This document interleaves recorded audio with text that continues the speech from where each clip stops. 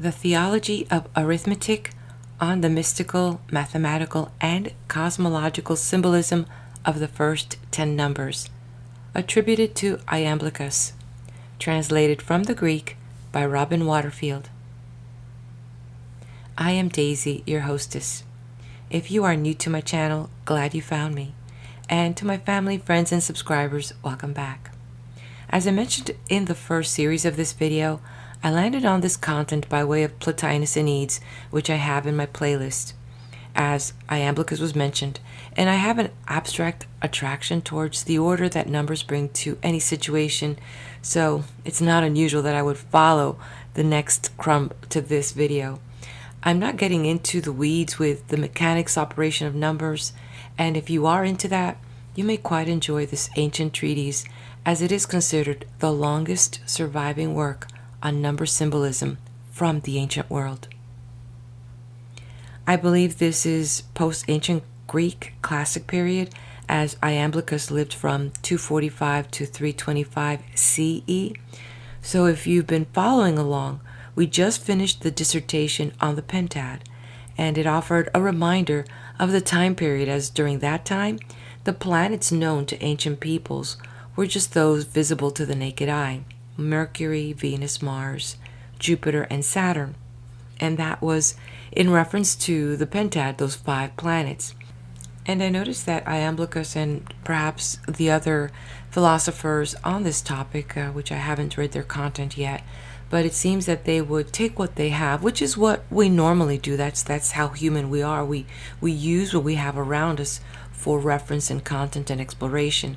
So they use what they had to describe certain things, and they use that also in reference to aligning the attributes to the numbers. They really thought hard and long about that.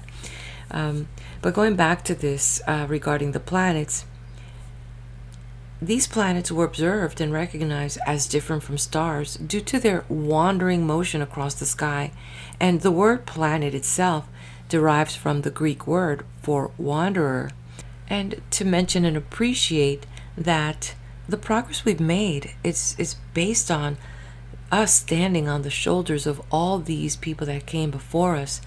As we think about that, Uranus was the first planet that we discovered with a telescope, and that didn't happen till March 13, 1781, discovered by William Herschel with the telescope. The thing is that it was observed before, but it was not recognized on a planet till it actually was observed through the telescope. So, as I pointed out, the issue about these planets, you're going to discover as you listen along, there's going to be other archaic concepts, yet that does not diminish the esoteric value of the presentation of this material. Imagine that you can see the number 2. You can put 2 pebbles in front of you, yet 2 is more than the 2 pebbles. Move your eyes away, and when you think of 2, it's not a tangible thing anymore. The essence of 2 exists. That's what philosophers bring. That's what they allow us to unlock. But what is it that we think of when we think of 2? You can jot out a few things. Is it things coming together? Does it mean community? Pythagoras associated the number 2 with the female principle, duality and division. Others saw it as the beginning of multiplication, 2 concepts coming together, right? And we see balance, we see partnership, interconnectedness. There's so many things that are represented with the number 2. So when visiting with these ancient texts, it's important to shift perspective from what we know to be and imagine the life of ancient times. I find when I do that, it allows me to explore with innocent fascination and then to see the progression of the human evolution. And oddly, for all the progress we've made, seriously, we still are on a quest in search of our Creator. So as I conclude my intro, we set our sights to the next few numbers, the Hexad through the Decad. I hope that you enjoy. Please do leave me comments if you like what you see here. Subscribe and, Keep coming back. Let's see what else I can bring. And now let's turn the page. On the Hexad, from Anatolius. The Hexad is the first perfect number, for it is counted by its own parts as containing a sixth, a third, and a half. When squared, it includes itself, for 6 times 6 equals 36. When cubed, it no longer maintains itself as a square, for 6 times 36 equals 216, which includes 6, but not 36. It arises out of the first even and first odd numbers, male and female, as a product and by multiplication. Hence it is called androgynous. It is called marriage, in the strict sense that it arises not by addition as the pentad does, but by multiplication. Moreover, it is called marriage, because it is equal to its own parts, and it is the function of marriage to make offspring similar to parents. The harmonic mean is first formed by the hexad, since the sesquitercian ratio of 8 set against 6 and the double ratio of 12 set against 6 are both gained. For by the same fraction, namely a third, 8 both exceeds and is exceeded by the extremes.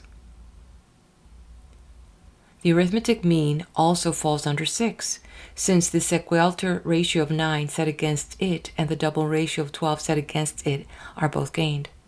For by the same number, 3, 9, both exceeds one extreme and is exceeded by the other.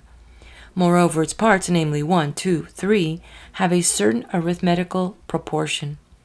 Moreover, 6 forms a geometric mean, 3, 6, 12. Moreover, there are 6 extensions of solid bodies. Footnote, that is, the 6 directions, forward, backward, up, down, left, right. End footnote. After the pentad, they used naturally to praise the number 6 in very vivid eulogies, concluding from unequivocal evidence that the universe is ensouled and harmonized by it, and, thanks to it, comes by both wholeness and permanence, and perfect health, as regards both living creatures and plants in their intercourse and increase, and beauty and excellence, and so on and so forth. They undertook to prove this by adducing the following as evidence. The disorder and, insofar as it itself is concerned, formlessness of the eternal prime matter, and lack of absolutely everything which makes for distinctness, in respect of quality and quantity and all the other categories, was separated out and made orderly by number, since number is the most authoritative and creative kind of thing, and matter, in fact, partakes of distinctness and regulated alteration and pure coherence, thanks to its desire for and imitation of the properties of number. But number itself is found to have formed its progression to infinity by means of the hexad, in perfect additions.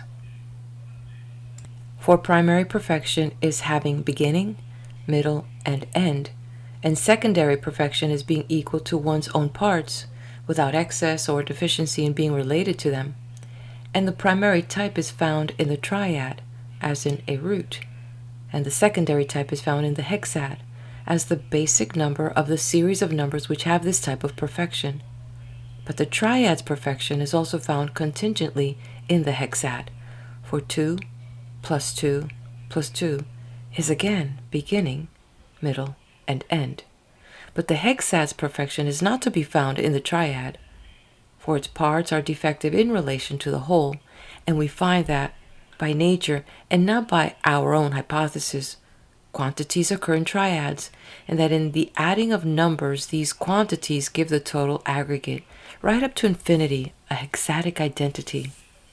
For the first triad of quantities, 1, 2, 3, is given its identity by the hexad itself, and the second quantities, 4, 5, 6, are again given their identity by a hexad when a single monad recurs by starting the cycle again at the next stage, and the subsequent quantities, 7, 8, 9, are again given their identity by a hexad when 2 monads are reproduced.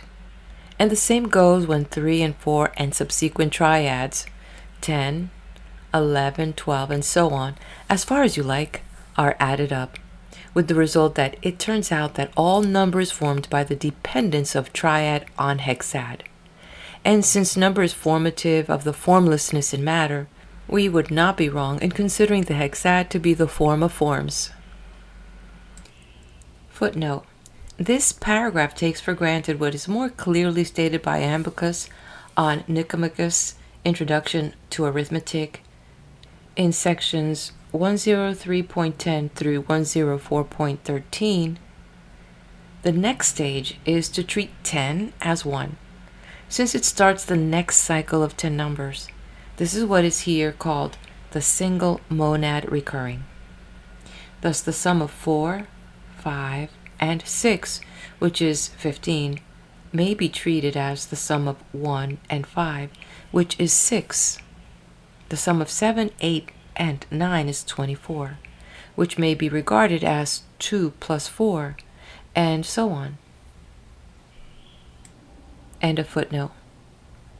From another point of view, if the soul gives articulation and composition to the body, just as soul at large does to formless matter, and if no number whatsoever can be more suited to the soul than the hexad, then no other number could be said to be the articulation of the universe, since the hexad is found stably to be the maker of soul and causer of the condition of life, hence the word hexad.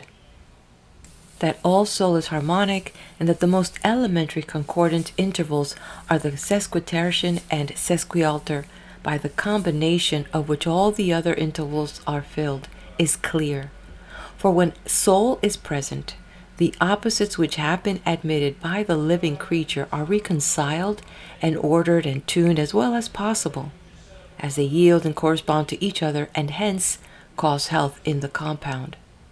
The opposites being hot and cold, wet and dry, heavy and light, compact and loose, and so on, which would not exist together without some harmony.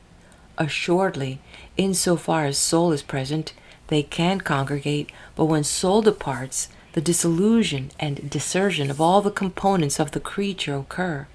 Moreover, the mentioned elementary sources of harmony, the sequialter and the sesquitertian, need a half, for the sequialter cannot exist without this, nor indeed can the musical fifth, which the sesquialter forms.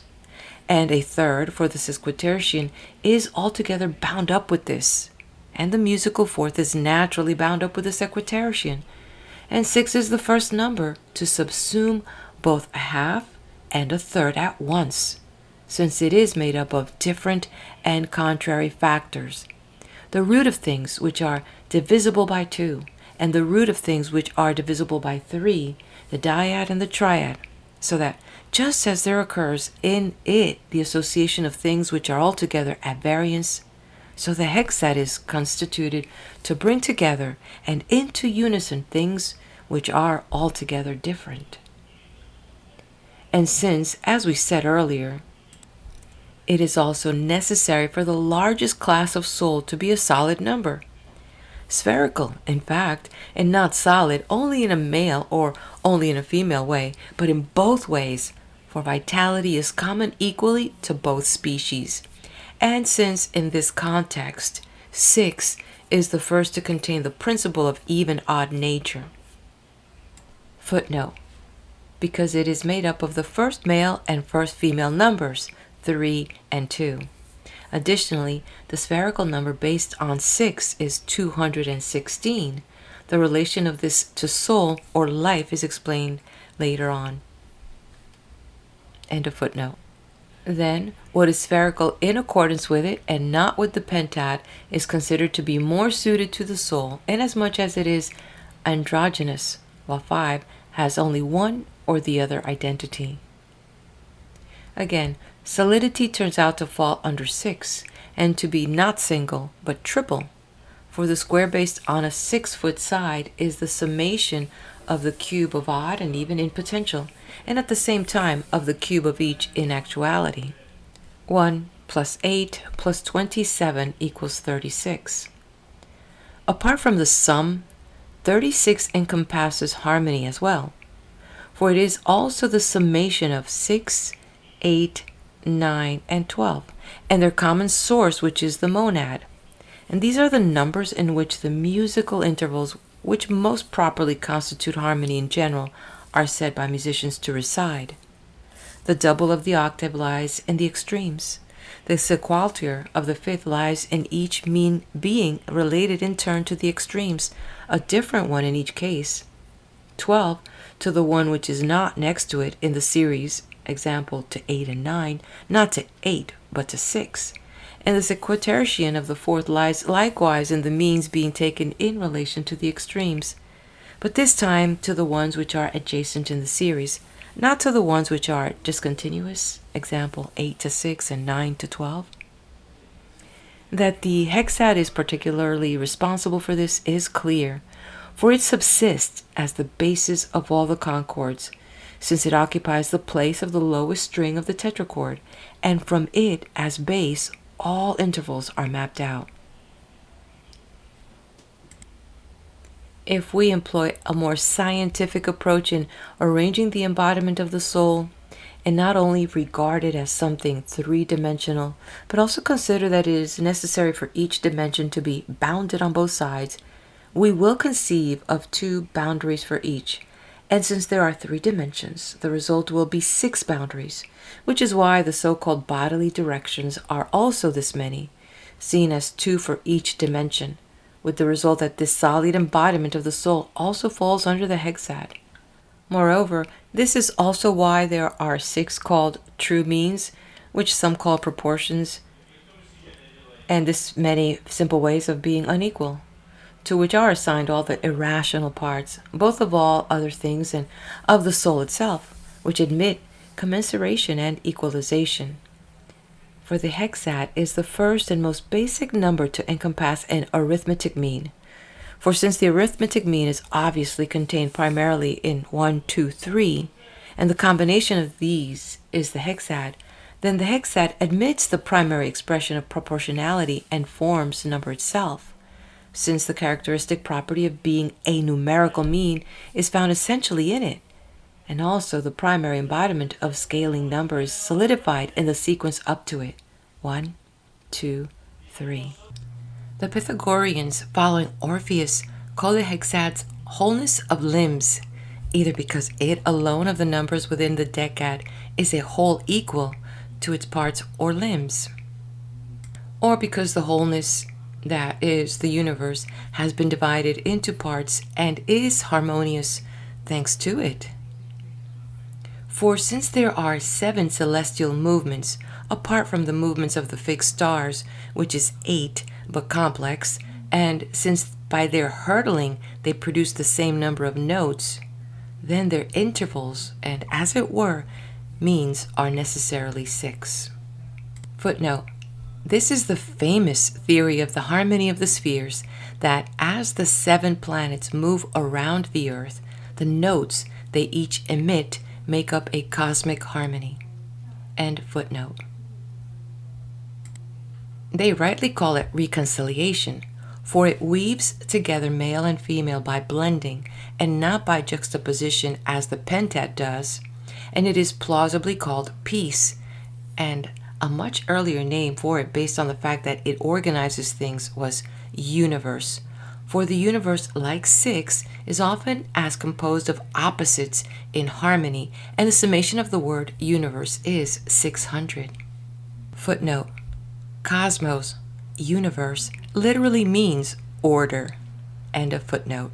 They also called it health and anvil, as it were the unwearying one, because it is reasonable to think that the most fundamental triangles of the elements of the universe partake in it, since each triangle is 6 if it is divided by 3 perpendiculars, for it would be divided altogether into 6 parts.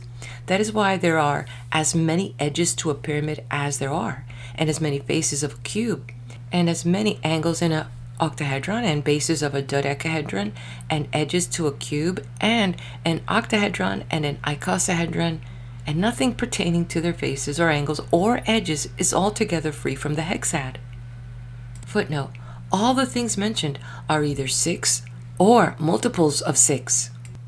A pyramid has 6 edges, a cube has 6 faces and 12 edges, an octahedron has 12 edges and 24 angles, and so on. End of footnote. There are also 6 signs of the zodiac over the earth and 6 under the earth. Progression from the monad to the pentad is straightforward, but from the hexad, the progression finds another starting point and is repetitive. For 1 and 5 make the next number in the sequence, 6, and 2 and 5 make the one after that, then 3 and 5 next, then 4 and 5, then finally 5 take twice by means of 5 having the same relationship to itself. They also called it hurler of missiles, presider over crossroads, and measurer of time in twos.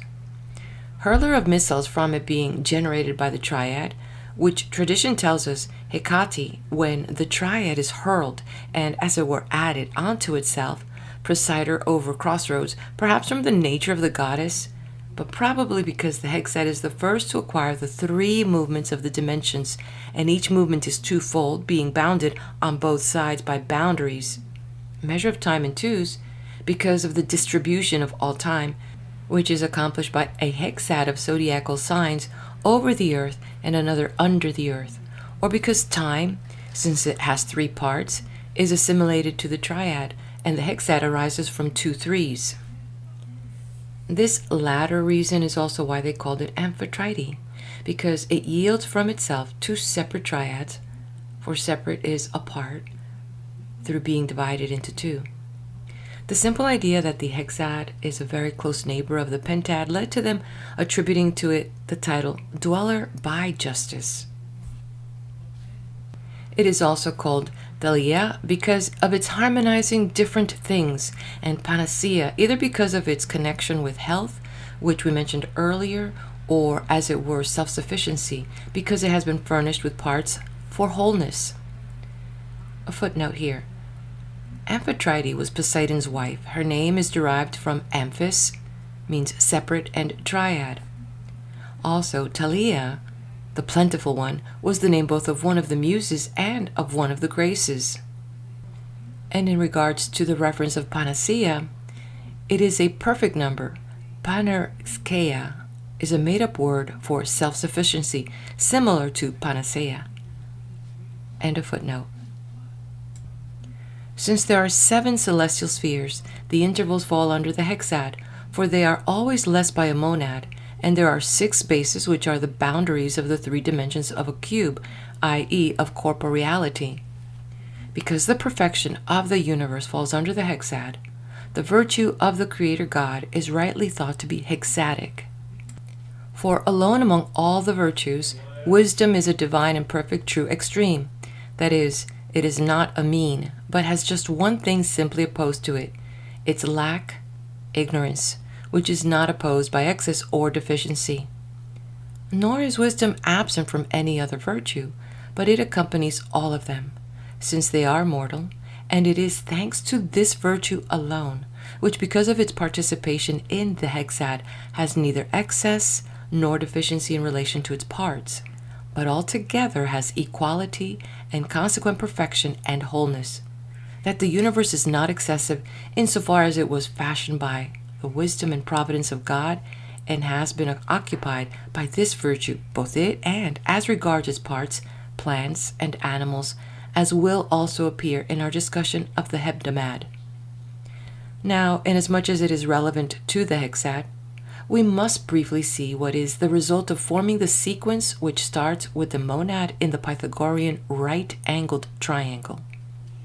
First, there is the one actual right angle in it, while there are 2 angles which are unequal to each other, but both together are equal to the previously mentioned angle, just as both the squares formed on each of the sides, which subtends the right angle.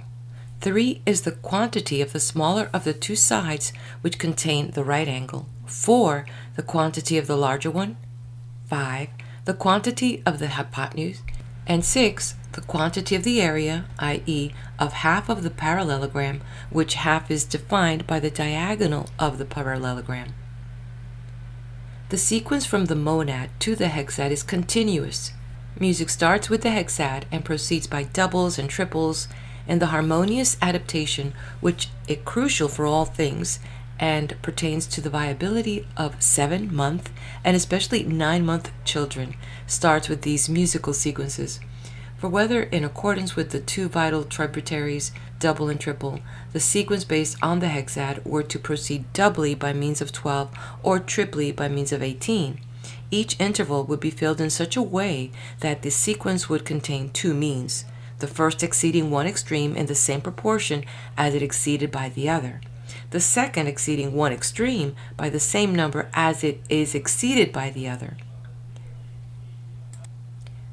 Footnote: you can check out Plato's Timaeus 36a, which is partially quoted here. The first mean is harmonic, the second arithmetic. End of footnote. With the result that the sequence would admit the ratios both of sesquialter and sequistertian intervals, and in either case the engendering of living creatures, which is what we are trying to explain, will completely occur. For in double sequence of 6 and 12, where 8 and 9 occupy the means and patently accomplish what has been said, the addition of all the numbers together when multiplied by the hexad results in the 7-month period of 210 days.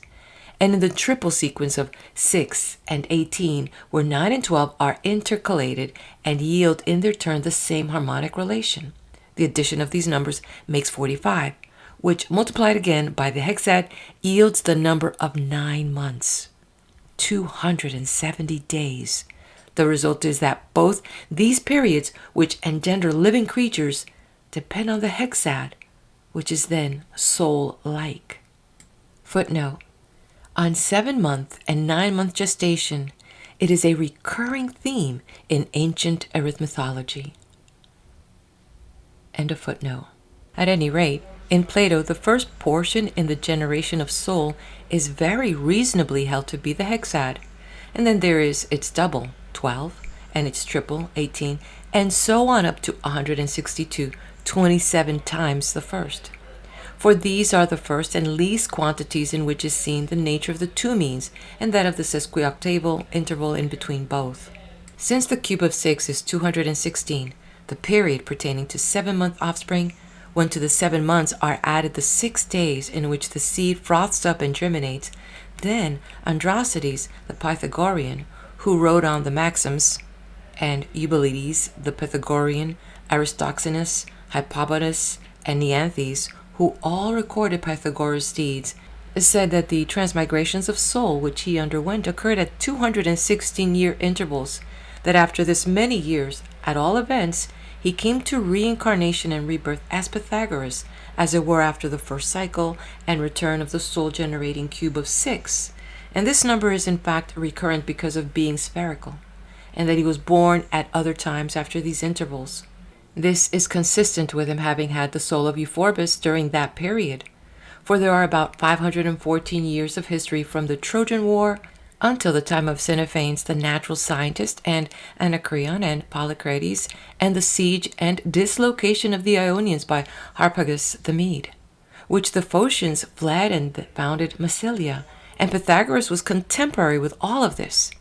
At any rate, it is recorded that when Cambyses took Egypt, Pythagoras was taken prisoner by him, for he was living with the priests, and went to Babylon and was initiated into the non-Greek mysteries. And Cambyses was exactly contemporary with Polycrates' tyranny, which Pythagoras was fleeing from when he went to Egypt. So when twice the period has been subtracted, i.e. twice 216 years, 82 years are left for his life. Since the nature of the number 6 is in a sense crucial for the generation and formation of soul, then what Plato says will be found helpful as follows. The compound structure from which dispense the generation of soul and from which are separated the portions up to 27 times the first is hexadic according to Plato too, since he focuses on precisely the property we have attributed to the hexad. Footnote on a couple notes here. Greek months consisted of 30 days. The first 6 days of pregnancy were commonly held to be different from the rest. a preliminary period leading to pregnancy proper. Interestingly, in modern embryology, the fertilized egg is reckoned to be implanted in the uterus on or about the 6th day. Also, Pythagoras claimed to be a reincarnation of Euphorbus, a Trojan at the time of the Trojan War. And another note here, as a matter of fact, in Timaeus 35b through c, Plato says nothing about the Hexad. Here are unknown sources justifying interpreting Plato as talking covertly about the Hexad. This interpretation, it should be said, is not entirely implausible, though. End of footnote. For since the Hexad is not only a clear likeness, more than any other number, of the even-odd monad, because it is the very first to contain parts with opposite names and opposite denomination. For its third is 2, its half is 3, its sixth 1, and the whole is 6. But also because it is a compound of the first actual odd number and the first actual even number at once. And for this reason, it alone, of all numbers within the Decad, is half even, half odd, and is therefore patently a mixture of indivisible being and divisible being. And since it is more directly oblong than any number, for it is unreasonable to consider the dyad as oblong, and since in addition it has been discovered to be the first solid number, even if scalene, nevertheless, it is three-dimensional because of its means. And since it is the smallest of all the numbers which fall under it and are completely counted by their own parts, for all these reasons, Plato blended the mixture in a reasonable way, the first ingredient being indivisible being, the second divisible being, and the third, the being which consists of both together, so that the two things may each be threefold, or conversely, three things twofold, as being equal to 2 times 3 or 3 times 2, odd and even, odd. That it is impossible to find within the Hexad another number which admits all the ratios of the harmony of the soul is also shown by Aristaeus the Pythagorean. End of section. On the Heptad, from Anatolius. 7 is not born of any mother and is a virgin. The sequence from the monad to it added together totals 28. The 28 days of the moon are fulfilled heptamad by heptamad. Starting with the monad and making a sequence by doubling, 7 numbers yield 64, and the first square, which is also a cube, 1, 2, 4, 8, 16, 32, 64. Doing the same, but trebling, 7 numbers yield 729. The second square in cube, 1, 3, 9, 27, 81, 243, 729. Moreover, the heptamad, consisting of the 3 dimensions, length, breadth, and depth, and the 4 limits, point, line, surface, and solid, reveals corporeality. 7 is said to be the number of the primary concord, the fourth, 4 to 3, and of geometric proportion, 1, 2, 4. It is also called that which brings completion. For 7-month children are viable. The heptamad is critical in illness. 7 encompasses the sides around the right angle of the archetypal right-angled triangle. The length of one is 4, of the other 3. There are 7 planets. We see 7 things: body, distance, shape, size, color, movement, and rest. There are 7 movements: up, down, forward, backward, right, left, and circular. Plato composed the soul out of 7 numbers. Everything is fond of 7s. There are 7 vowels and 7 alterations of voice. Footnote. That is 7 ways in which any of the vowels can be sounded, with an acute, grave, or circumflex accent, aspirated or unaspirated, long or short. End of footnote. There are 7 ages, as Hippocrates says. 7 are the seasons which we call ages: child, boy, adolescent, youth, man, elder, old man. 1 is a child up to the shedding of teeth until 7 years, a boy up to puberty until twice 7, an adolescent up to the growth of the beard until 3 times 7, a youth during the general growth of the body until 4 times 7, a man up to 1 short of 50 years until 7 times 7, and elder up to 56 years until 7 times 8. From then on, 1 is an old man. From the second book of the Arithmetic of Nicomachus of Gerasa. It is called forager because its structure has been collected and gathered together in a manner resembling unity, since it is altogether indissoluble, except into something which has the same denominator as itself, or because of all things have brought their natural results to completion by its agency, or rather, what is more Pythagorean, because the most eminent Babylonians and Ostanes and Zoroaster authoritatively call the heavenly spheres flocks. Footnote: the Greek for forager is agelaia, for flock, agel. The Greek for flock may be also agelos. The Greek for angel is agelos. And additionally, the Greek for message is agelia, what angels bring. Nicomachus means us to remember agelaia, forager. End of footnote.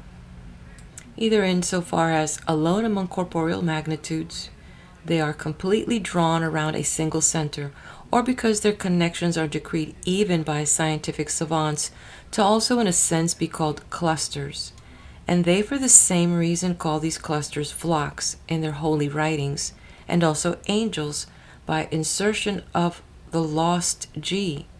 Hence the heavenly bodies and spirits which are outstanding in each of these flocks are likewise called angels and archangels, and they are 7 in number, with the consequence that the Heptad is in this respect most truly a message.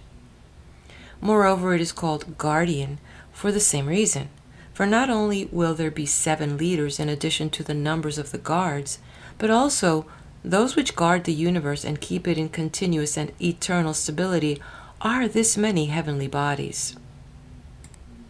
The Pythagoreans say that the Heptad is not similar to the other numbers, and they say that it deserves reverence, and indeed they call it septad, as Proras the Pythagorean also records on the Heptad.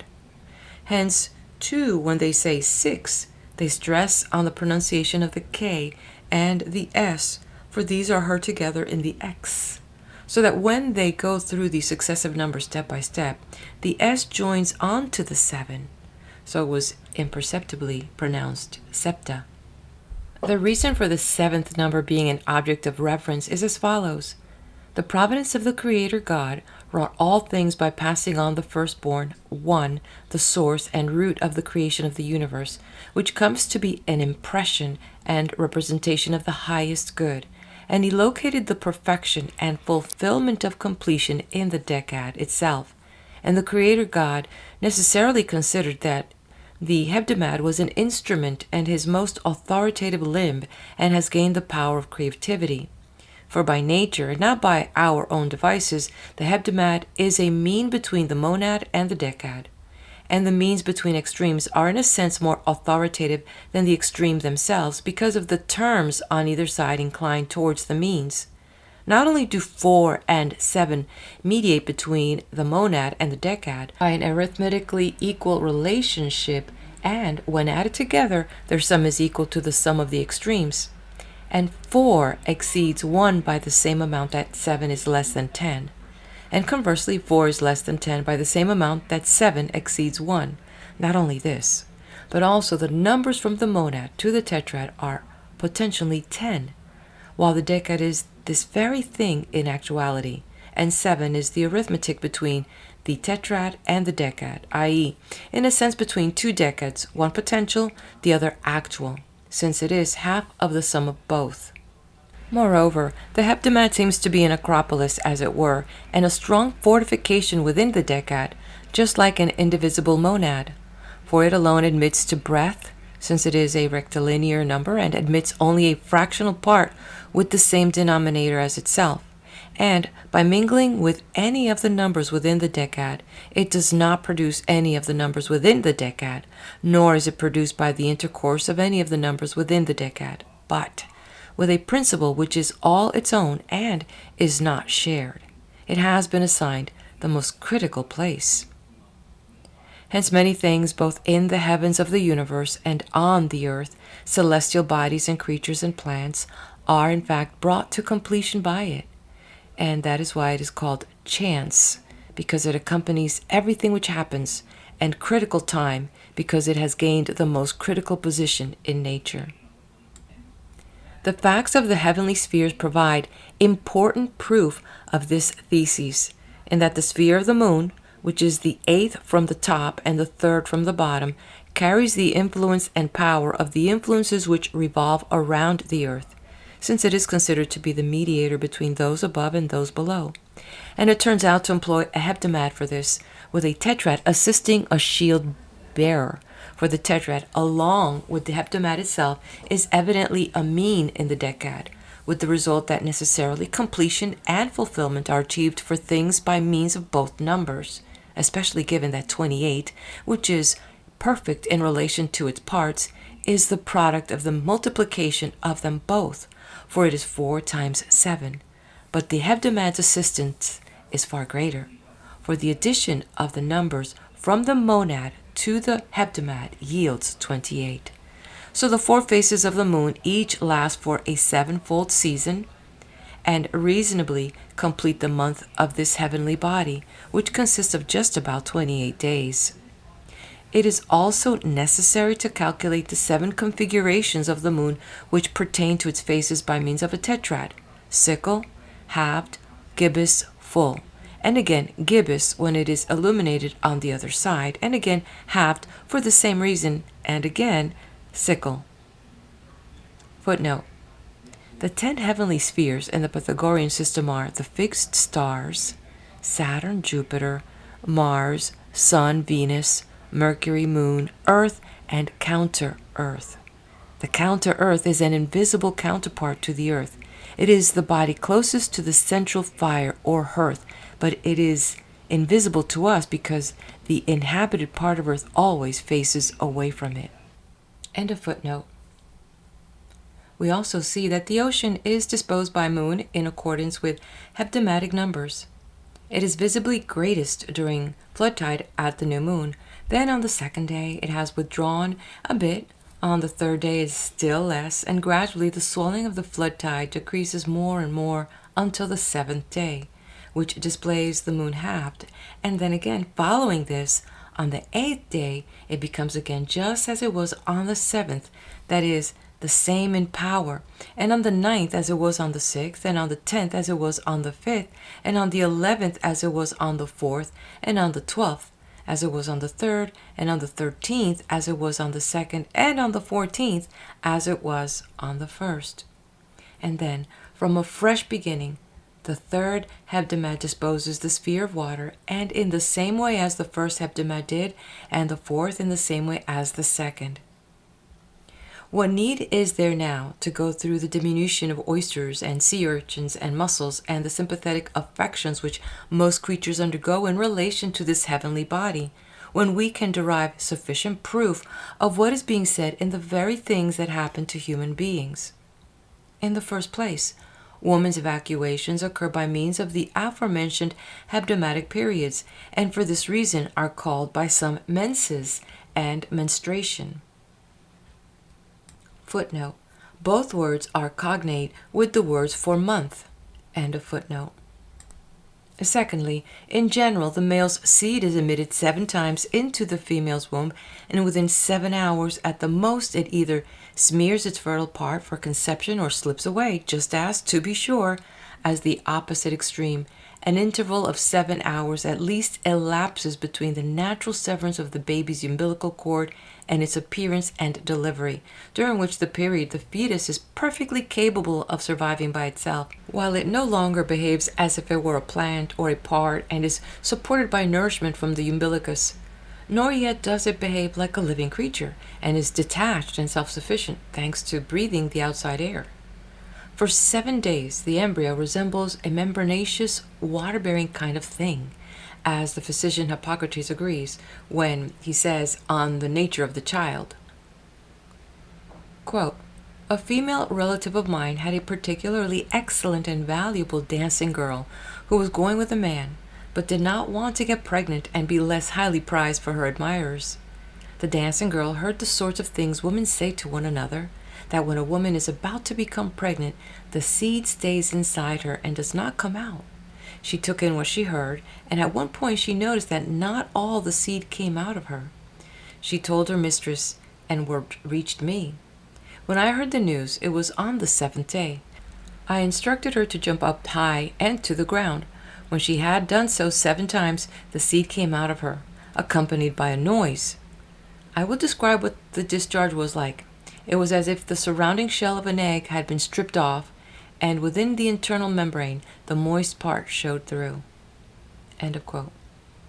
That is from Hippocrates, and Strato the Peripatetic and Diocles of Charistus and many other physicians say that during the 2nd hebdomad, spots of blood appear on the membrane Hippocrates mentioned, on the outside surface, and during the 3rd they penetrate through the moist part, and during the 4th they say that the moist part coagulates and the middle contains a node as if of flesh and blood, obviously because it comes by completion due to the perfect nature of 28, or because 28 contains the sum of the 2 odd cubes, whose essence is limiting.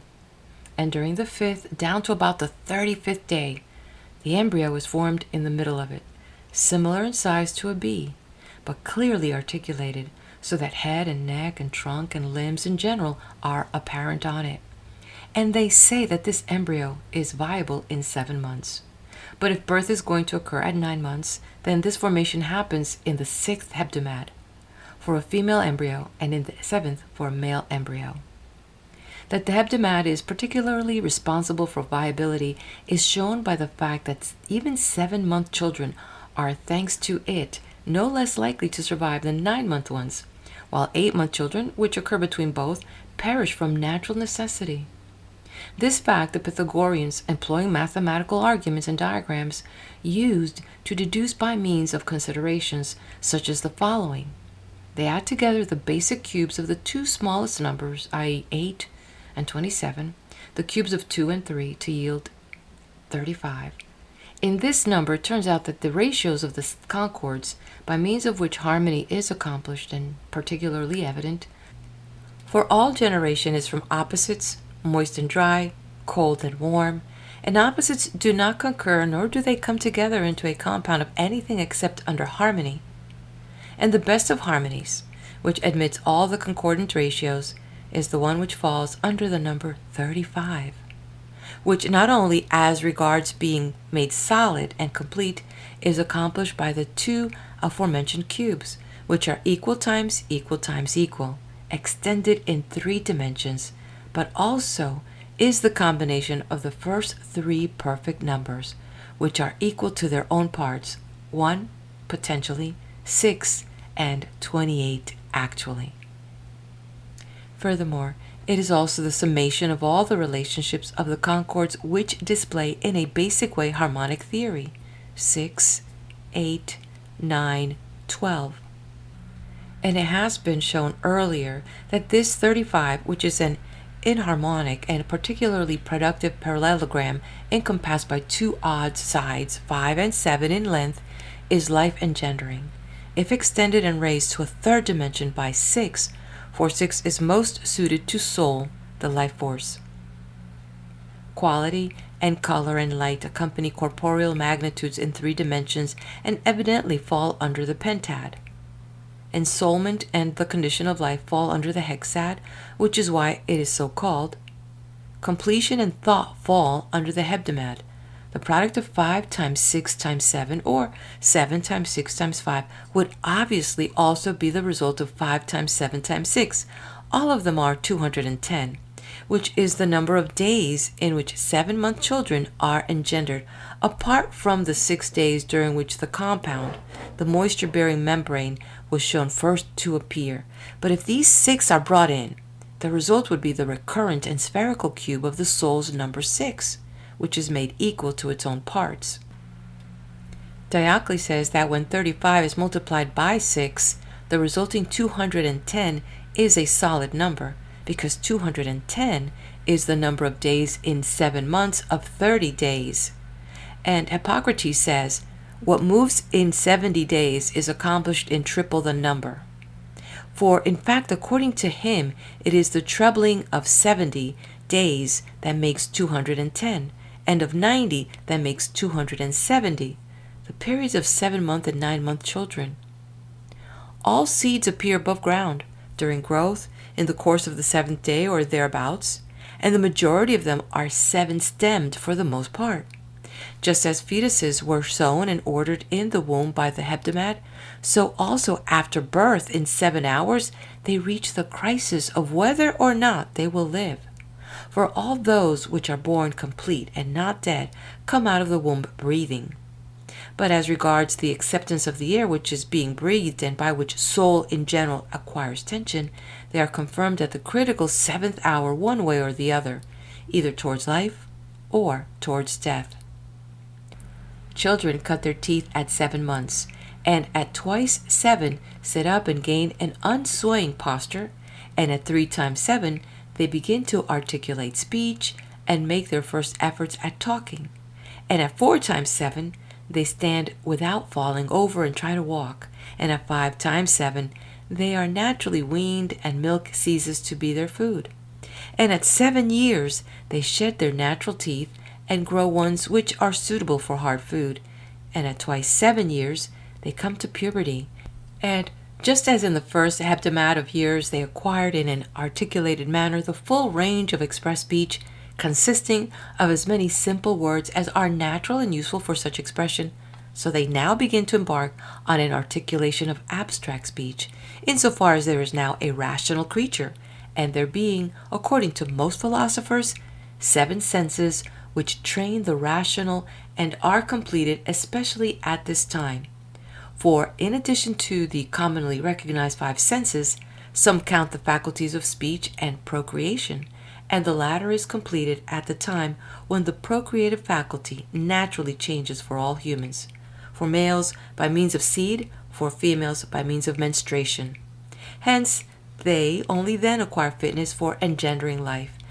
And among the Babylonians, they do not play a part in religious ceremonies or partake in their priestly wisdom, but are debarred from all the initiations there before this time. Since in the next period it is possible for them to have children and substitute others for themselves for the fulfillment of the universe, then the poets are being reasonable when they classify a generation as the 30-year symmetry of the appearance of children. And because of the perfection of the triad, a complete succession consists of 3, father, son, and grandson. In the third heptad, they generally conclude growth in terms of length, and there is no other bodily increase remaining to them, for 28 is a complete number. In the fifth heptad, thanks to the manifestation of the harmonic 35, all increase as regards strength is checked, and after these years it is no longer possible for people to become stronger than they are. Hence, when athletes reach this age, some have already stopped winning and do not expect to achieve anything more, though others do not yet give up. And the legal codes of the best constitutions have conscription up to this heptad, though some have it until the next heptad, and after this point allow people to be officers, but not to serve in the ranks any more. Finally, when the principle of the Decad is blended with that of the heptad and 10 times 7 is reached, then man should be released from all tasks and dedicated to the enjoyment of happiness, as they say. If there are 4 elements and there are necessarily 3 means between them, then here too a heptad will control all things. This is obviously why Linus, the theologian, in the second book on theology of his to Hymenaeus says, quote, "The 4 sources of everything are controlled by triple bonds," end quote. For fire and earth are linked to each other by geometrical proportion, as earth is to air, so water is to fire, and conversely as fire is to air, so water is to earth, and vice versa. The harmonies of such things are in a sense unifying, and between air and fire there is persuasion, for the elements from air to earth are assimilated to the heavenly bodies by desire and imitation, and always remain in the same condition, being in a sense persuaded and guided by the nature of the primordial beauty which attracts everything to itself. Moreover, the Heptad has the property of being the most critical number, not only in pregnancy and in the ages of life development, but also in disease and health, because it is the most akin and cognate to the human constitution. For our so-called black internal organs are 7 and fall under it. They are tongue, heart, liver, lung, spleen, and 2 kidneys. And there are this many parts of the body in general: head, trunk, 2 arms, 2 legs, and genitals. And taken part by part, there are 7 channels in the face: 2 for the eyes, 2 for the ears, 2 for the nostrils, and 1 for the mouth. And 7 which transmit breath and food: throat, gullet, stomach, guts, intestinal membrane, bladder, and the one by the seat, which some call rectum. It is possible to live for 7 days without no intake of food, and in geometrical research there are 7 types of source which they have identified: point, line, surface, angle, shape, solid, and plane. And 7 is the quota of the most elementary to admit investigation. For a triangle has 3 angles, an equal number of sides, and its area is single. Furthermore, symptoms are confirmed by means of the Heptad as inclining either towards sickness or towards health. For all types of fever meet at the 7th day, and at no other before it, and so they reach crisis at this point. This can be simply and plausibly demonstrated by means of the property of the various proportionate series from the monad, which we set out earlier, when we saw that the 1st and 7th places alone admit both cubes and squares. The 5th and the 3rd admit only squares. The 4th admits only cubes, and the 2nd and 6th admit neither. Just as among the types of fever they admit neither the terrain nor the quartan. For 1, 3, 5, and 7 participate in what is called tertian fever, since it is particularly like a square because a square has its origin in plane triangles whose equality of right angles and sides the perfectly commensurate square contains, and is made regular in relation to itself. And since its symptoms always become apparent with a day's interval in between, so these numbers participate in it because they are at a third removed from one another, just as they participate in scoring in all the proportionate series by being evenly distributed through the places. And 1, 4, and 7 participate in quartan fever, which is attended by cubes because it is altogether stable and steadfast as a result of the 6 square bases. For the process manifests symptoms with 2 days interval in between, and consequently occurs on the 4th day, as in the proportionate series cubes are always accomplished at the 4th place. The so-called semi-tertian fever does not have a nature peculiar to itself, but is formed by the tertian. It occurs within 2 periods of a night and a day each within 48 hours, but it always cuts off 3 hours as it reaches one of the 2 possibilities, attack or remission of the fever, and then passes to the opposite for one 12-hour period. It can, however, yield its symptoms earlier or later, depending on what it does. It is called great semi-tertian or small or median, with regard to the delays of or extension to either possibility. The second 12-hour period of the 2nd day will participate in the fever, as will the first 12-hour period of the 4th and the beginning of the 6th. These are the periods during which the symptoms become clear. The result is that there is again an onset of the fever in the later period of the 7th day. In a sense, the 7th day is in all respects like the 1st, for these 2 days are the only ones which partake of all the types of fever up to and including the quartan interval, and the 1st day will be generative, so to speak, of fevers, while the 7th will be critical and, as it were, testing. But none of all the days in between partake of all the types, except that they all partake of quotidian fever, as necessarily the 7th and the 1st do too, since this is the only shared manifestation of symptoms as the displayed diagrams show. This multiplicity is an attribute common to all series, but the second place in the series escapes tertian and quartan fevers, but partakes of quotidian and semi-tertian. The third place escapes semi-tertian and quartan, but partakes of quotidian and tertian. The fourth place escapes tertian, but partakes of the three remaining types of fever. The fifth place escapes quartan, but partakes of tertian and quotidian and the irregularity of the remaining one. The sixth, contrary to the fourth, which escaped only one, partakes only of the quotidian. The seventh partakes of them all, as does the first. Since the features of the other types are more obvious or simple, but the semi-tertian is disorderly, then it should be defined more clearly as follows. The symptoms will not become clear within 5-6 hour periods from the initial source of the symptoms. This means that if the previous manifestation of symptoms occurred at noon of the second day, it will be on the evening of the third day that the following manifestation will have its terminus postquem, while moreover midnight on the fourth day will go up to the very early morning of the sixth, and the result is that there is a crisis at noon on the seventh. This distribution is that of all the smallest semi-tertian and can be used as a basis to calculate irregularities. Footnote. We can encapsulate this paragraph in the following diagram, where the numbers are hours and the peaks are the points at which the symptoms become clear, i.e., the crisis points. Also, presumably the text was originally accompanied by linear diagrams, divided into days and marking the occurrences of the various types of disease. In this paragraph, it is denied that the semi-tertian occurs on the third or sixth days. However, in both the earlier and later paragraphs on the semi-tertian, both of these days are mentioned.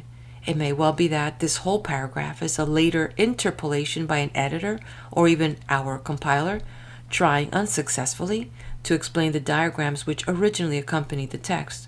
For not only does this paragraph contradict the surrounding material in our treatise, but it also contradicts the whole Greek medical tradition's descriptions of the semi-tertian, whereas the other two paragraphs of our treatise do not. End of footnote. Since everything comes together and is distinguished by coincidence and in a critical manner at the place of the heptad, they called it critical time and chance, and custom has entrenched the habit of saying critical time and chance together. Why need people now quibble about the heptadic critical points which astrologers in particular believe in?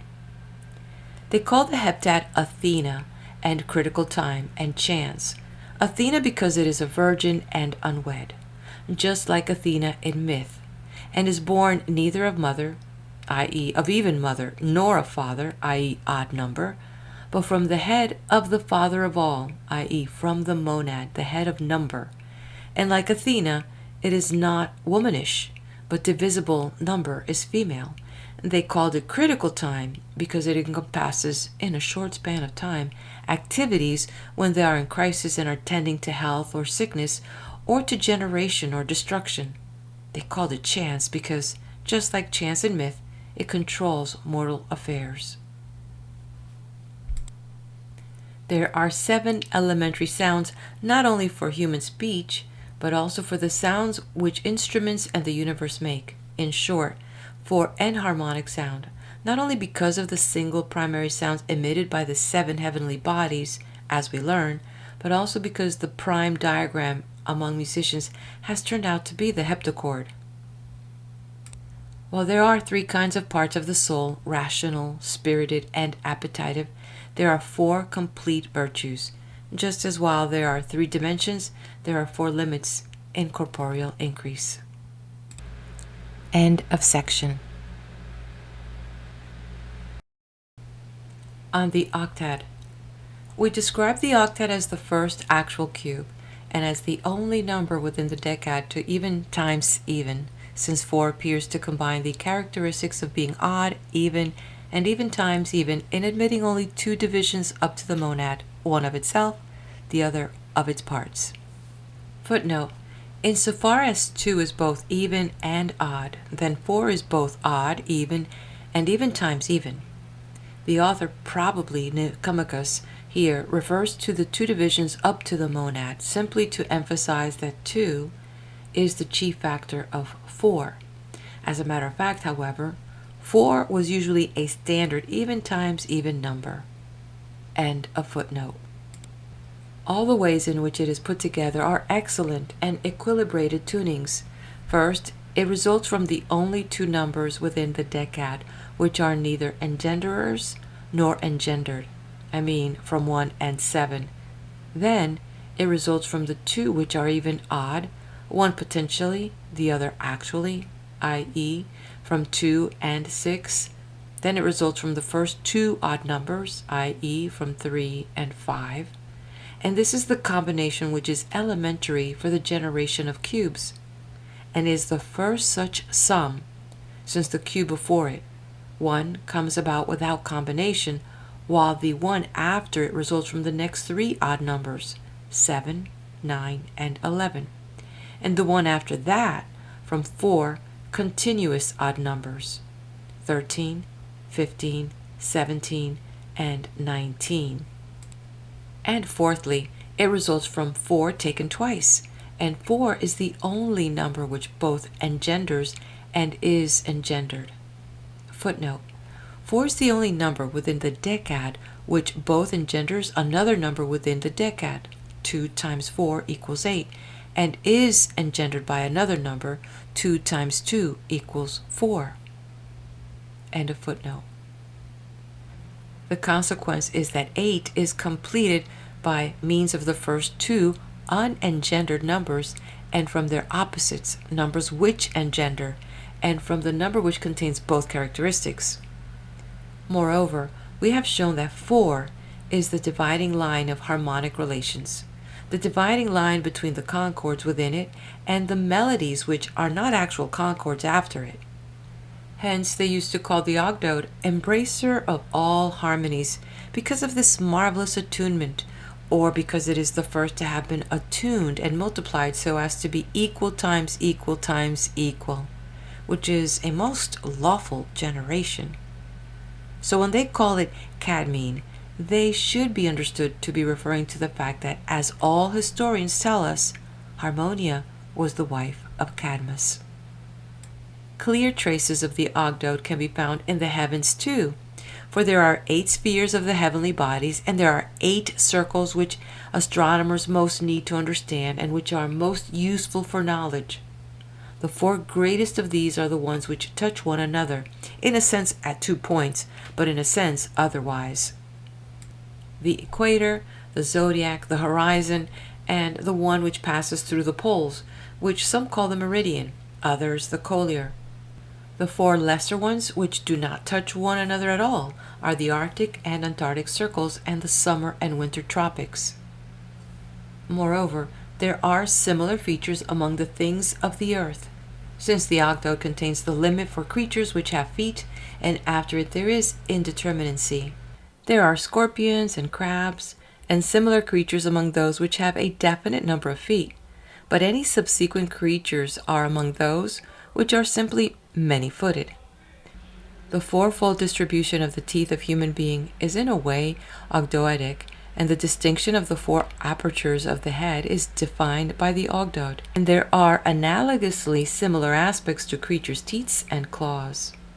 Footnote: presumably he is referring to those animals which have 8 teeth, and to birds which have 4 claws on each foot. End of footnote. Hence they used to call the Octad mother, perhaps referring to what has already been said, for even number is female, but perhaps since Rhea is the mother of the gods, because although the dyad was shown to belong to Rhea seminally, the Octad does in extension.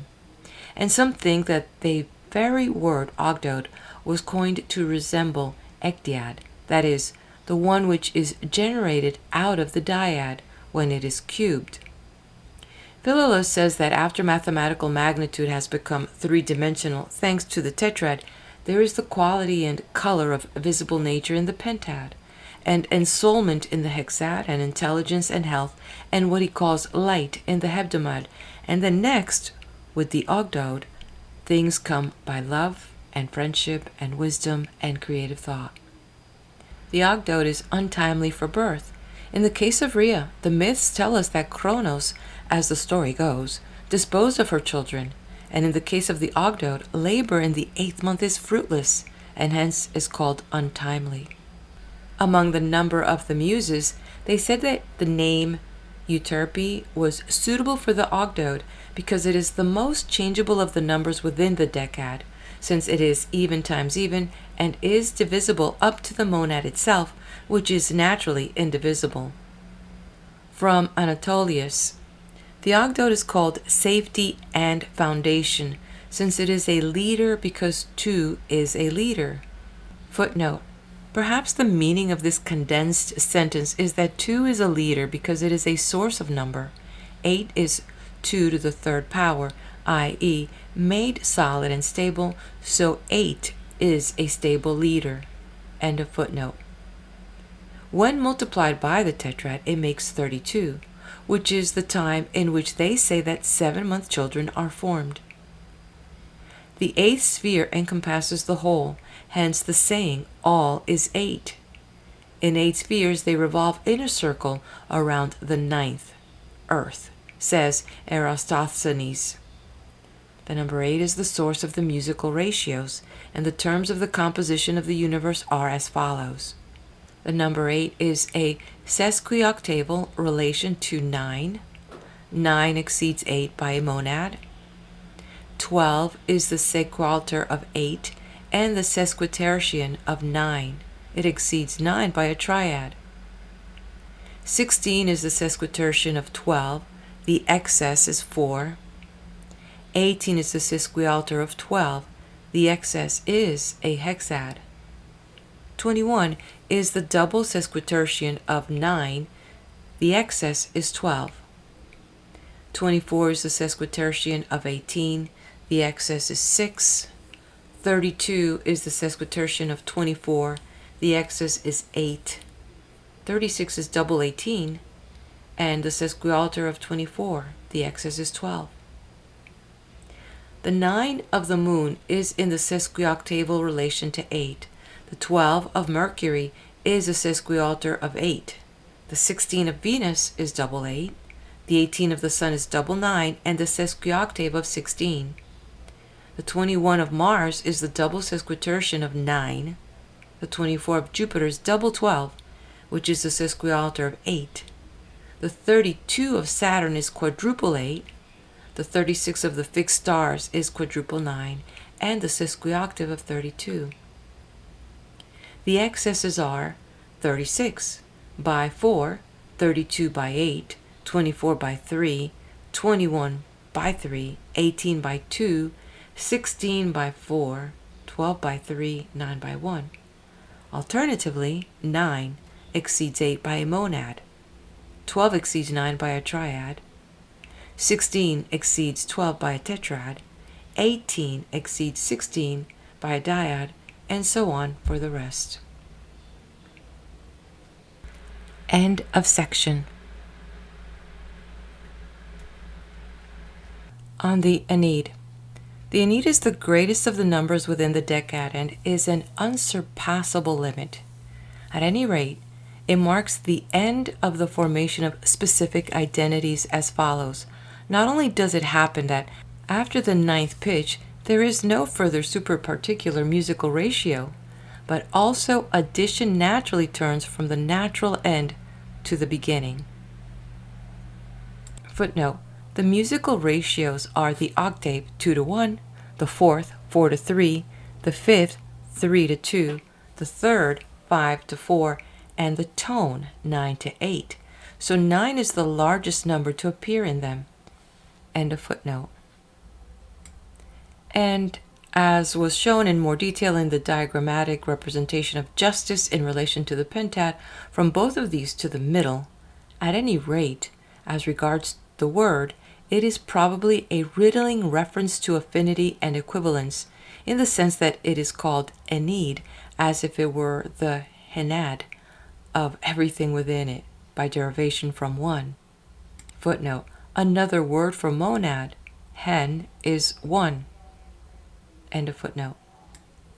That number admits nothing beyond the Ennead, but rather everything circles around within it, is clear from the so-called recurrences.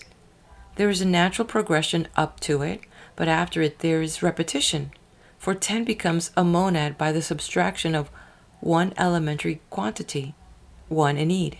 And again 11 and 20 become a dyad by the subtraction of either one or two Enneads, and 12 and 30 become a triad.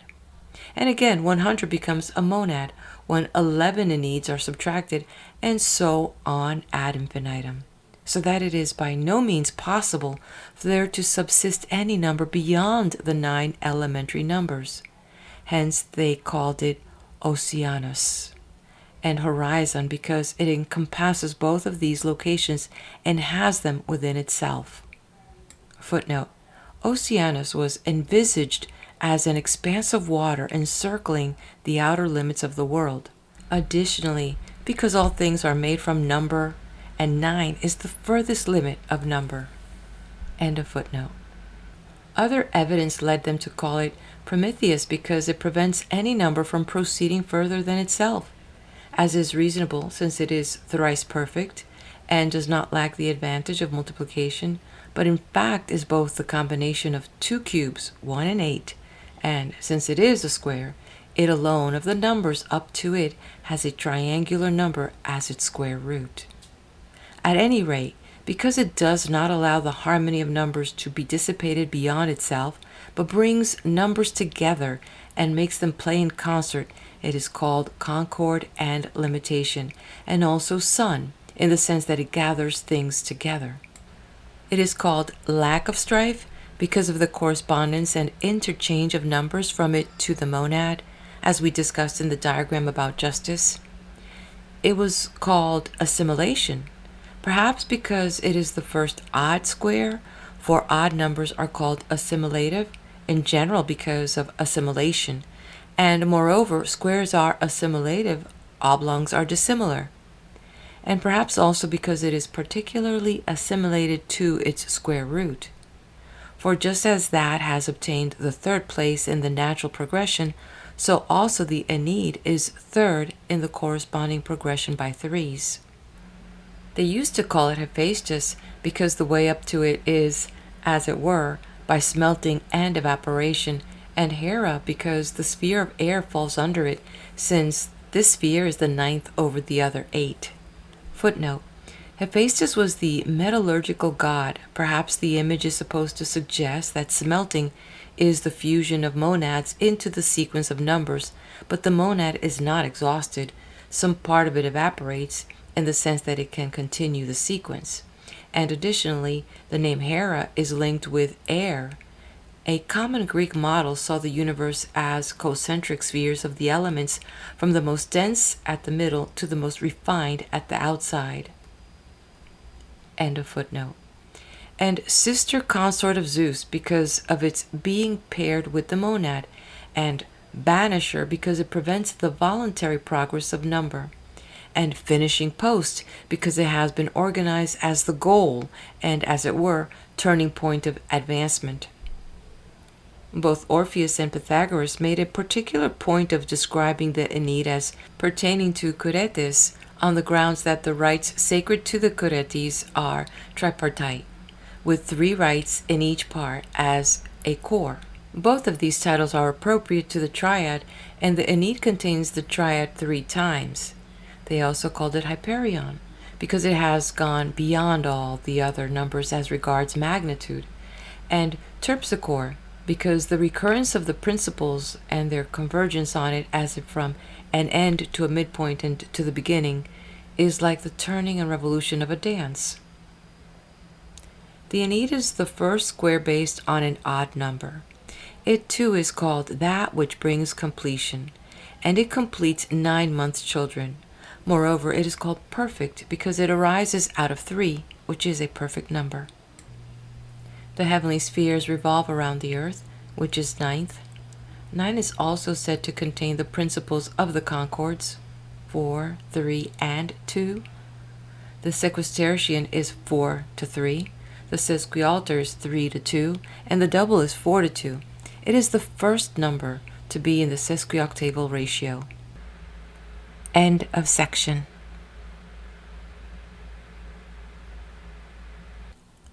On the Decad.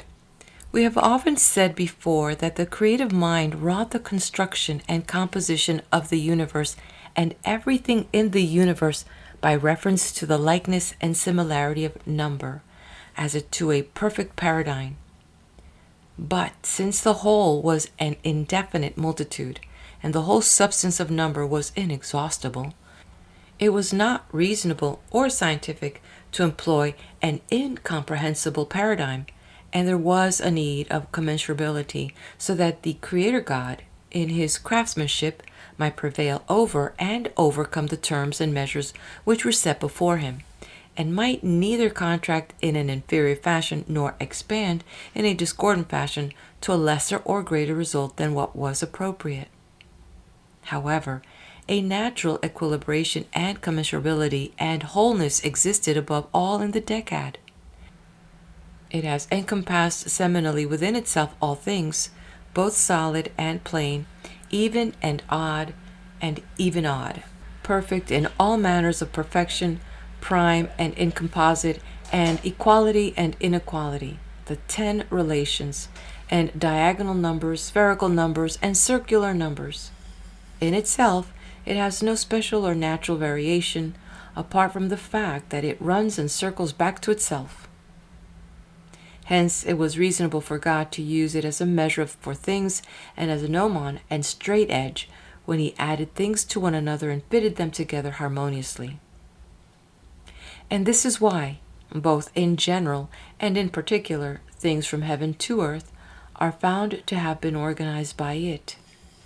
Hence, the Pythagoreans in their theology called it sometimes universe, sometimes heaven, sometimes all, sometimes fate, and eternity, power and trust and necessity, Atlas and unwearing, and simply God and planes and sun.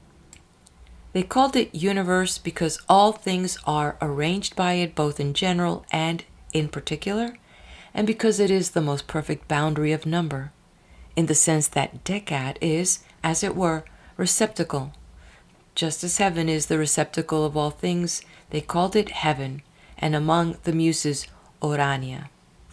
They called it all because there is no natural number greater than it, but if one thinks about it, number recurs and circles back, in a sense, to the Decad, for a hecatonad is 10 decads, and a chiliad is 10 hecatonads, and a myriad is 10 chiliads, and similarly, any other number recurs and retrogresses either to the Decad or to some number within the Decad.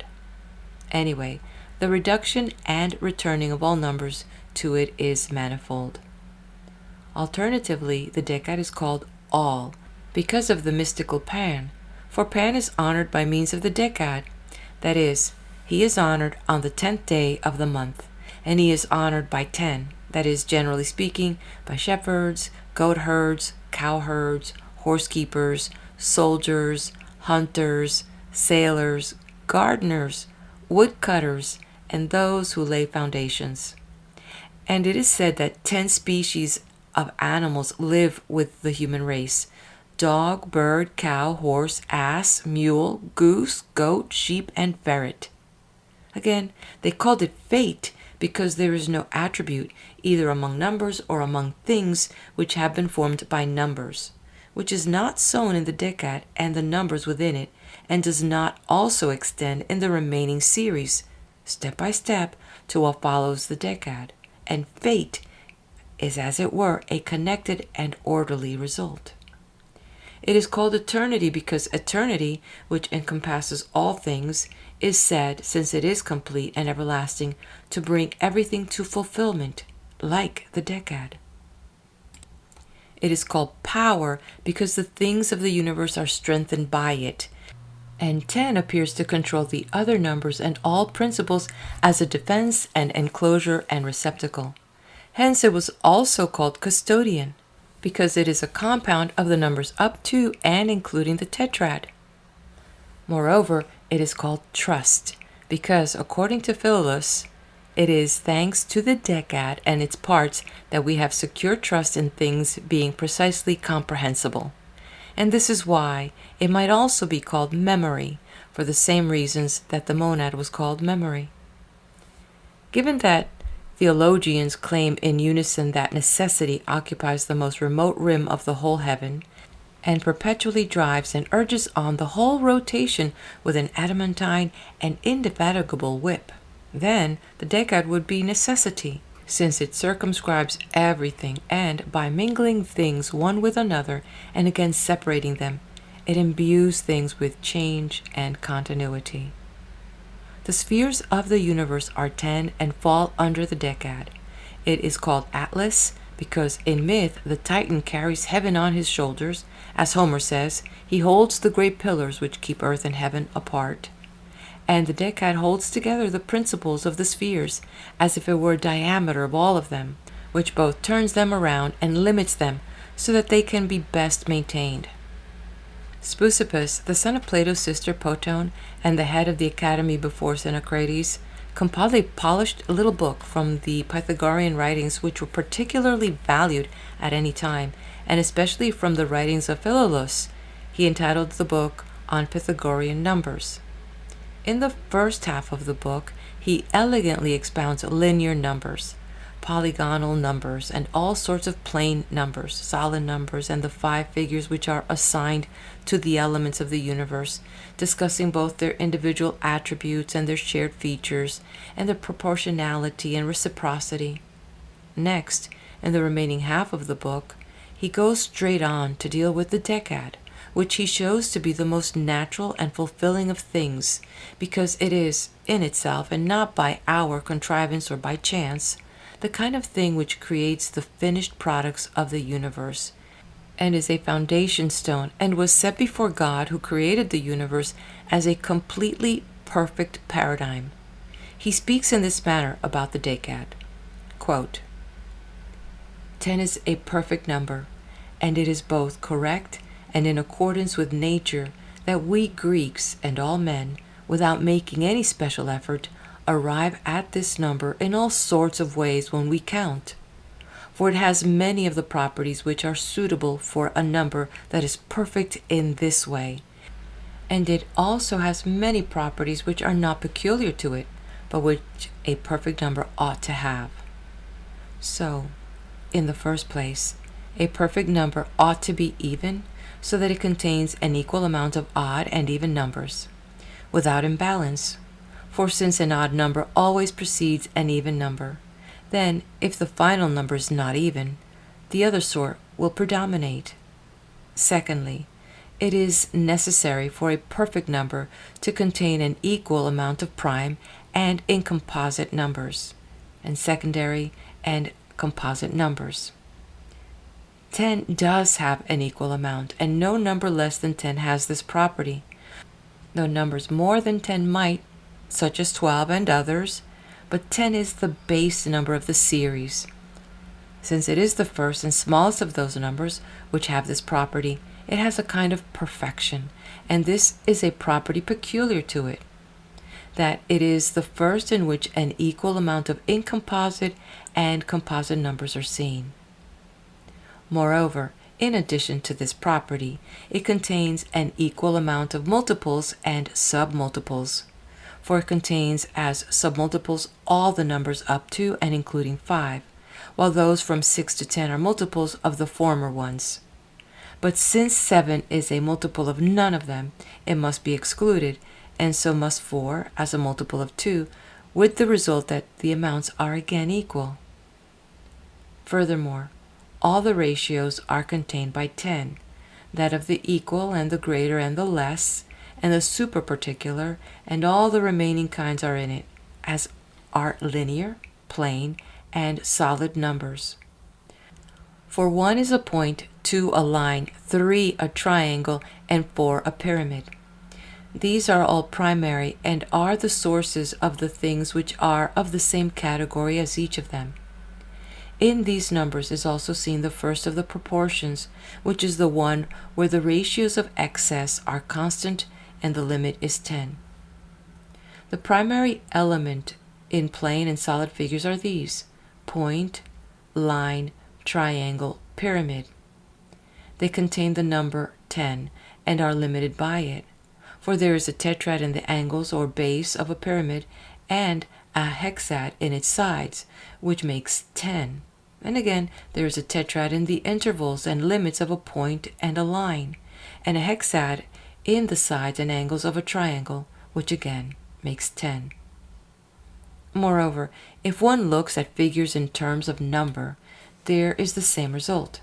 The first triangle is the equilateral, which has, in a sense, a single line and an angle.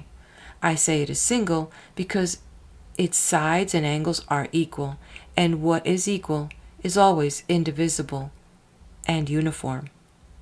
The second triangle is the half square, which has a single distinction of lines and angles, and so is seen as terms of the dyad. The third is the half triangle, i.e., half an equilateral triangle. It is altogether unequal in each respect, so from all points of view, its number is 3. And you would find the same sort of thing in the case of solid figures, but going up to 4, so that in this way, too, you come across a decad. For in a sense, the first pyramid, which is based on an equilateral triangle, has a single, because equal, line and face, and the second, which is erected on a square, is 2. Because of the single distinction it has by being bounded by 3 planes at the angle on the base, but being enclosed by 4 at the apex, so that as a result of this, it is like the dyad. The third, which is sent on half a square, is informed by a triad, and along with the single distinction we have already observed in the half square as a plane figure. It has another difference too, in having an angle at the apex, which results in this pyramid, the one in which the angle at the apex is perpendicular to the middle of the side of the base, being assimilated to the triad, and the fourth, which is based on a half triangle, is for similar reasons informed by a tetrad. The result is that the limit of the mentioned figures is 10, and the same things occur also in generating such figures. For the first source, where magnitude is concerned, is the point, the second is the line, the third is the surface, and the fourth is solid. End of quote. From Anatolius, quote, "The decad is potentially generated by even and odd, for 10 is 5 times 2. It is the perimeter and limit of all number, for they run their course by wheeling and turning around it as if it were a turning point in a race. Moreover, it is the limit of the infinitude of numbers. It is called power and all-fulfiller because it limits all number by encompassing within itself the whole nature of even and odd, moving and unmoving, good and bad. Moreover, it arises out of the tetractys of the first numbers, 1, 2, 3, and 4, combined, and 20 arises out of twice of each of them. Moreover, the decad generates the number 55, which encompasses wonderful beauties, for in the first place, this is formed by doubling and trebling the systemic sequence of numbers. The doubles are 1, 2, 4, 8, i.e. 15. The triples are 1, 3, 9, 27, i.e. 40. And the addition of these makes 55. Plato also mentions these sequences in the passage on the generation of soul, which begins, quote, "He removed one portion from the whole," end quote, and so on. In the second place, while 55 is a construct of the decad, 385 is an addition of the square decad. For if you square the successive numbers from the monad to the decad and then add them up, you will get the aforementioned number 385, and this is also 7 times 55. Moreover, if you count the letters of the word 1, you will find by addition 55. Moreover, if the hexad, the most fertile number, is squared, it produces 36, and this has 7 factors generated as follows: 18 taken twice, 12 taken 3 times, 9 taken 4 times, 6 taken 6 times, 4 taken 9 times, 3 taken 12 times, and 2 taken 18 times. These 7 factors and the number itself make 55. Moreover, the sequence of the first 5 triangular numbers generates 55. 3, 6, 10, 15, and 21 make 55.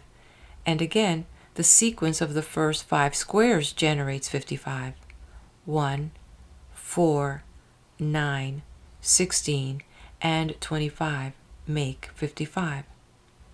And according to Plato, the universe is generated out of a triangle and square, for he constructs 3 figures out of equilateral triangles, pyramid, octahedron, and icosahedron, which are the figures respectively of fire, air, and water, and the cube, the figure of earth out of squares. End of section.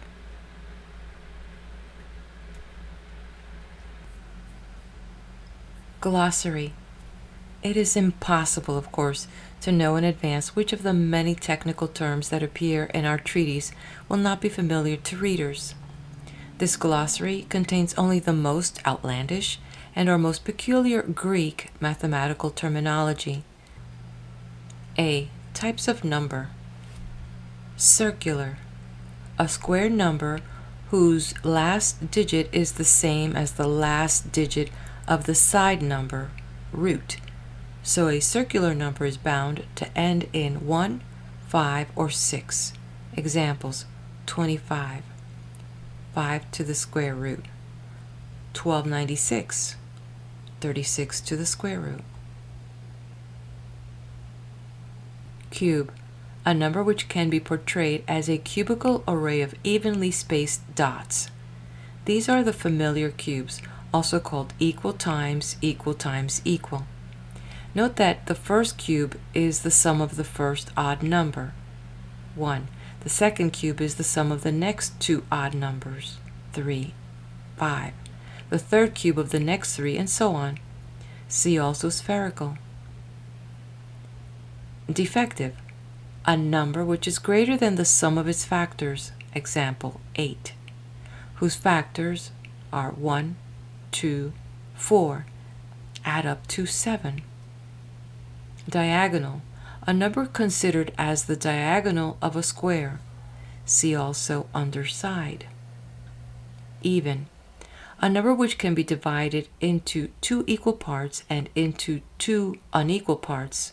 Hence 2, which can be divided only into 2 equal parts, is a source of number rather than an actual number. Even odd, a number which is even but whose half is odd. There is also a loose sense of the term in which it means both even and odd at once. Even times even. To earlier Greek mathematicians, this was any number which is the product of 2 even numbers. To later mathematicians, it is a number which can be successively halved down to 1. Example, 16. Half to 8, 4, 2, 1. Imperfect, see the definition for defective. In composite, see prime. Linear, a number represented as a straight line of dots. Thus any number can be linear, but only prime numbers are exclusively linear, since they cannot be plane or solid numbers. Mixed, a secondary number which shares with some other secondary number no factor except for 1. Example, 9 and 25 are mixed in relation to each other, since their factors 3 and 5 respectively do not overlap. Oblong, a number which can be portrayed as an oblong of dots. Note that what I have translated as oblong numbers are always heterometric, that is, their sides differ by 1, to 6 is 3 times 2. 12 is 4 times 3, and so on. Note also that any oblong number is the sum of two equal triangular numbers, and that oblong numbers are formed by the addition of any number of successive even numbers in the sequence of natural numbers. See also under gnomon. 2 plus 4 equals 6, 2 plus 4 plus 6 equals 12, etc. Odd, a number which can be divided only into two unequal parts, of which one is odd and the other even. Odd even, an even number which becomes odd when divided by some power of 2, example 24, successively divided into 12, 6, 3. Over perfect, a number which is less than the sum of its factors, example 12, whose factors 1, 2, 3, 4, 6 add up to 16. Perfect, strictly a perfect or complete number is one which is equal to the sum of its factors, example 6, whose factors are 1, 2, 3. But numbers could also be called perfect in less strictly mathematical senses. Plane, a number which can be portrayed as an array of evenly spaced dots in the shape of a plane figure. See under the definitions for triangular, square, oblong, polygonal. Polygonal, a number which can be portrayed as dots in the shape of a polygon. See also under definition of gnomon. Prime and incomposite, a number which can be measured or factored only by one and by itself. Earlier Greek mathematicians regarded 2 as prime, as we do today, but for later writers this category of number was one of the 3 categories of odd number. See also secondary mixed, to balance the 3 categories of even number. See even times even, even odd, odd even. Rectilinear, see under linear. Recurrent, see under spherical. Scaling, a solid number which is the product of 3 unequal numbers. Example 64, seen as the product of 2 times 4 times 8. Secondary and composite. To earlier Greek mathematicians, a composite number is any number which is not prime. To later mathematicians, secondary and composite numbers were one of the 3 classes of odd number. See under prime. They are odd numbers whose factors are both odd and prime. Example 15, whose factors are 3 and 5. Side, a number considered as the side of a plane or solid figured number. Hence, side has sometimes been translated as square root, where it is the side of a square, and factor, where it is the side of an oblong. Side numbers are often paired with diagonal numbers because the Pythagoreans used the relation between the side and the diagonal of a square to prove the irrationality of the square root of 2 and to find successive approximate to the square root of 2. Solid, a number which can be portrayed as a 3-dimensional array of evenly spaced dots. See under cube and also scalene. Spherical, a cube number whose last digit is the same as the last digit of the side number, also called recurrent. So a spherical number is bound to end in 1, 5, or 6. Example, 216, 6 to the 3rd power. 1331, 11 to the 3rd power. Square, a number which can be portrayed as a square of evenly spaced dots. These are the familiar square numbers, also called equal times equal. Note that square numbers are formed by the addition of any number of successive odd numbers in the sequence of natural numbers. See also under gnomon. 1 plus 3 equals 4. 1 plus 3 plus 5 equals 9, etc. See also under circular. Submultiple, the opposite to a multiple, i.e., a number which cannot be factorized and is therefore prime, but which is a factor of some other number. Triangular, a number which can be portrayed as a triangle of evenly spaced dots. Note that any triangular number is half an oblong number, and that triangular numbers are formed by the addition of any numbers of successive terms in the sequence of natural numbers. 1 plus 2 equals 3, 1 plus 2 plus 3 equals 6, etc. B. Other terms. Color, surface or surface area, double sesquitertian, the ratio 7:3 because it contains 3 twice, with a third left over. See also sequitertian. Gnomon, originally a carpenter's square, L-shaped.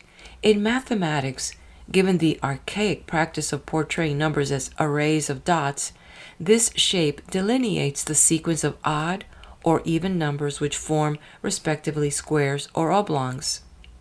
However, while in these cases the original shape of the carpenter's tool is preserved, the same cannot be said for the gnomons of polygonal numbers. Here, for example, are the successive pentagonal numbers 1, 5, 12, with their gnomons of 4 and 7. Sesquialter, the ratio 3:2, which in music measures the concord of a fifth. Sesquioctave, the ratio 9:8, which in music is a whole tone.